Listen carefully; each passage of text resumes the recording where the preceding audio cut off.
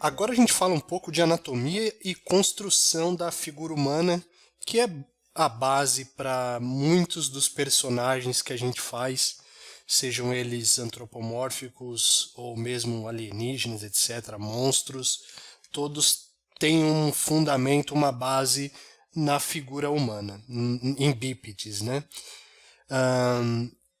Eu não sou um perito em anatomia, eu não sei o nome de todos os músculos, das inserções e das direções dos músculos, para onde eles vão no esqueleto, mas o que eu vou mostrar para vocês são as formas que eu enxergo, o que eu enxergo enquanto estou desenhando uma figura, e claro, é o conhecimento que eu tenho baseado em estudos de livros e vídeos, aulas que eu fiz, e são coisas que eu abstraí e apliquei no meu desenho, tá? Então, vale, claro, o lembrete. Estudar anatomia é muito importante, quase essencial para essa área, mas existem certos níveis de como aplicar a anatomia num desenho de personagens, tá? Para esse estilo que eu estou mostrando no curso, que é um híbrido de cartoon com realismo, o mais importante é saber as formas, né, como simplificar eles de formas interessantes, criando shapes interessantes. É mais importante do que o nome dos músculos ou a função e a origem de inserção deles em si. Ok? Chega de falar, vamos lá.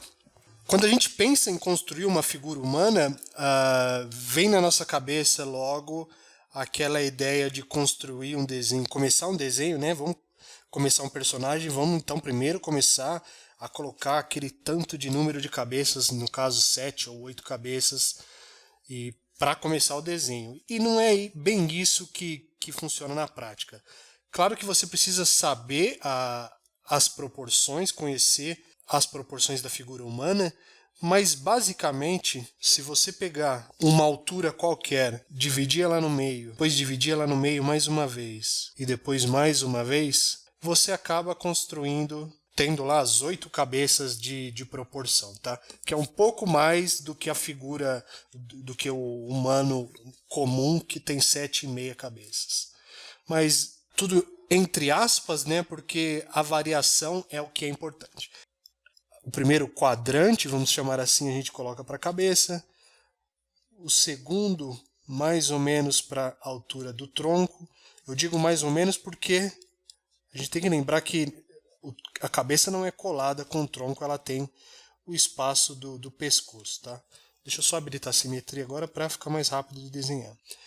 A outra metade a gente usa para pelvis. Isso significa que a pelvis vai acabar no primeiro, segundo, terceiro, quarto quadrante. E depois a gente usa a mesma metade para as pernas, né? Os braços, mais ou menos, se você ficar em pé e tentar encostar o seu cotovelo em algum lugar, você vai ver que ele vai bater com essa parte aqui da pelvis, que é o meu caso, que o meu braço é um pouco maior, ou em algumas pessoas até o final da caixa torácica aqui. Então, como eu vou fazer ele com braços abertos, né? Então ele vai mais ou menos aqui. E o punho, a mesma coisa, ele geralmente vai finalizar no final da pelvis. Tá? Então aqui é uma simplificação das proporções. A ideia é que você entenda que qualquer altura que você colocar, se você for subdividindo no meio, é uma forma rápida de você encontrar as 8 cabeças e a partir daí você começa a construir seu personagem. Claro que você nunca vai desenhar o personagem de frente, tá? A gente aprende a anatomia nessas projeções planas, né? De frente, de lado, de costas, mas quando a gente vai desenhar, a gente geralmente coloca uma certa perspectiva, uma certa câmera na cena. E é nessa câmera que eu costumo pensar enquanto estou desenhando o personagem. Não que eu faça esses processos agora, faça toda essa sequência, mas é isso que eu tenho na mente enquanto estou desenhando, enquanto estou rabiscando os meus personagens. Então a primeira coisa é encontrar uma linha do horizonte que vai ser mais ou menos aqui, e desenhar um cubo na tela. Eu mentalmente tento desenhar esse cubo na tela e projetar ele para identificar em como o personagem vai estar inserido nessa cena virtual, que é o meu papel, que é o canvas do programa de desenho. Então eu desenho um cubo, faço, claro, que ele siga a perspectiva, mais ou menos, né? Mas ele tem que seguir a perspectiva. Esse cubo ele não vai ter essa aresta aqui e essa aqui desse jeito. Então ele tem que seguir, claro, uma certa coerência na perspectiva, mas eu só me preocupo com o cubo em si. Então essa é a primeira visualização que eu tenho da figura. E depois eu vou, deixa eu transpar aqui, e depois eu vou construir a figura dentro desse cubo, usando essas arestas aqui como referências. Então, de forma bem grotesca, rapidinho, só para você ter uma ideia, eu vou fazer com que a figura se encaixe nesse cubo e, claro, siga essa perspectiva aqui. A segunda visualização é da linha de ação. A linha de ação é uma linha imaginária que corre mais ou menos, que faz o percurso da coluna vertebral e talvez das pernas, tá? Pode ser um S invertido, um S normal, um C invertido, um C normal, tá? Isso geralmente é a linha de ação. Então vou pensar numa linha de ação do meu personagem, que esse S alongado aqui. Esse seria a segunda visualização. E a terceira seria começar a colocar as primitivas que mais se adequam, né, ou que se parecem com a forma anatômica, com os ossos, com o esqueleto. Então, eu começo pelo tronco, geralmente, e eu faço esse cubo aqui. Tá vendo como não estou nem me preocupando com tamanho, né? Mas com o cubo, com o desenho dele na perspectiva em si. Então eu começo a pensar nesse cubo aqui. Vocês notam que o cubo, se visto de lado, ele não está reto dessa forma, ele está um pouco inclinado. Por quê? Porque a caixa torácica ela tem mais ou menos essa aparência vista de lado, né? Ele tem esses cortes aqui. Tá?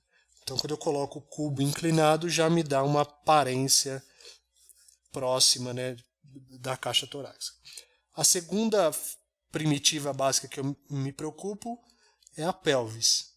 Note também como ela não está vista de lado, ela não está reta, né?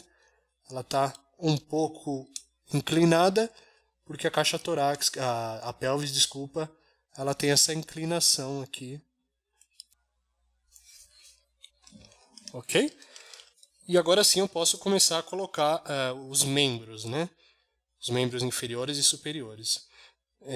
As pernas e os braços são cilindros, tá? Então, lembra que eu mostrei, né, que se a gente pegar a figura inteira, as pernas elas vão ser a metade, né? Os membros inferiores são a metade da medida principal do corpo.